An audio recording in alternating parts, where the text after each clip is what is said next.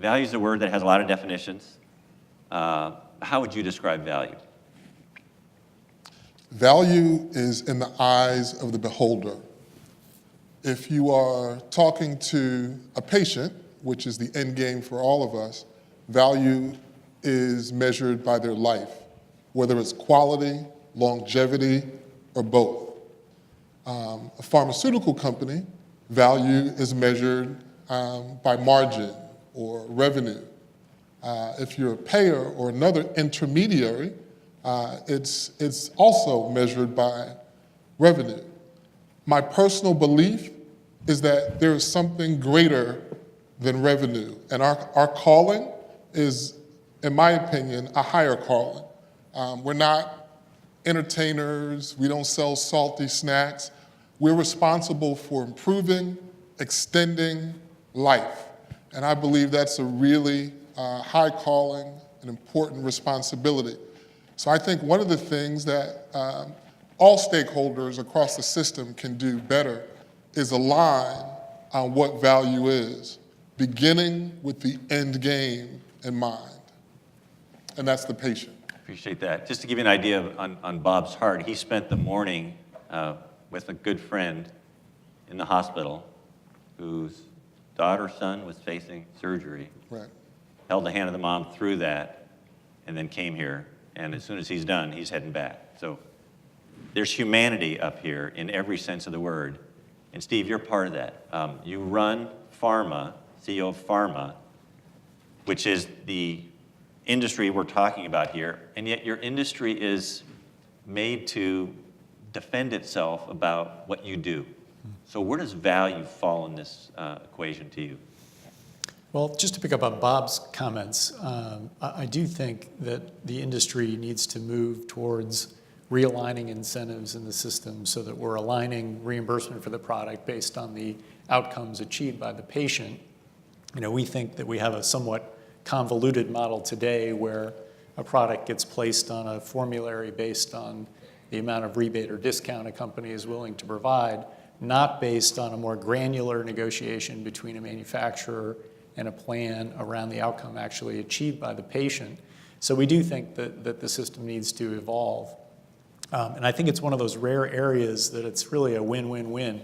You know, from the patient perspective, oftentimes in an outcomes-based arrangement, because a company is taking more risk, a plan is more comfortable lowering cost-sharing obligations for the patient, or backing off of other utilization controls because the plan can target the resources to the patients we assume will benefit most from the product.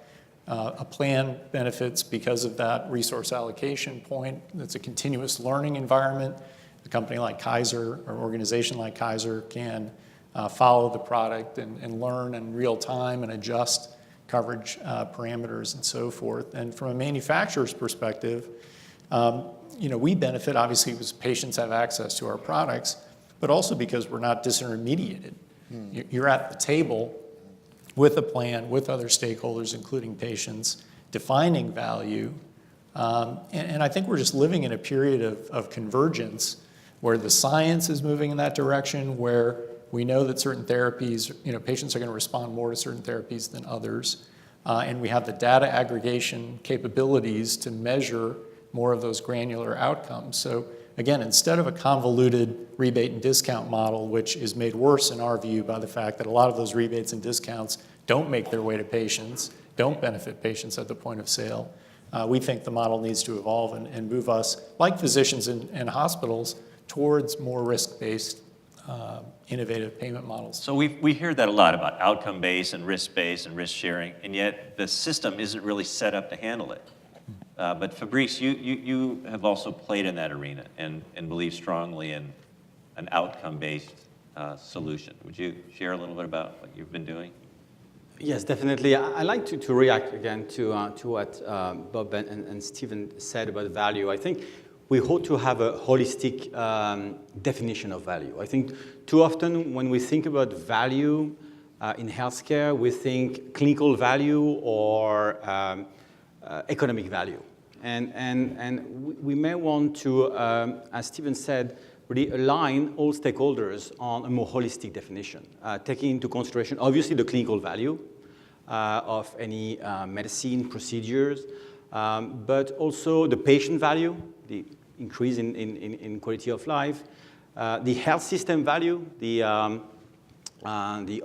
hospitalization days that you can save, for instance, because of a new surgical procedure or a new drug, and as well as the societal value, I think. I mean, I was involved recently in discussion about a new drug for a very rare disease, and that disease affects only several thousand young adults in the US. And actually, it's 7,000 young adults, but it actually potentially hundreds of thousands of people, you know, caregivers, family members, and so on. So I think that's important. And coming back to your initial question about outcome-based assessment, clearly this is something that we ought to promote. I think there's been a lot of experiments.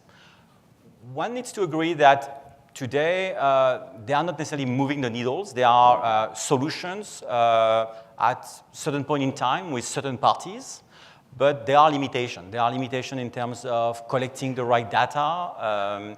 So I don't see them necessarily as the magic bullet, but clearly, both with public payers and private payers, I think that outcome-based contracts can be a way forward.